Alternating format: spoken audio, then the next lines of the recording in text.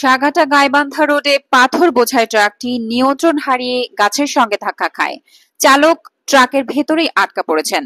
Fire সার্ভিসের সদস্যরা কঠোর পরিশ্রম করে চালককে জীবিত উদ্ধার করার চেষ্টা করেছেন। দুর্ঘটনার কারণে সাগাটা গাইবান্ধা রোডে সকল ধরনের যান চলাচল বন্ধ রয়েছে।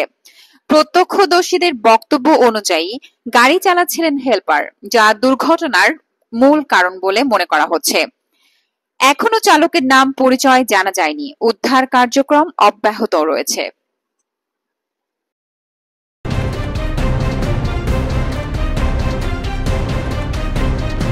জেড টিভি বাংলা, নতুন ভাবনায় প্রতিদিন।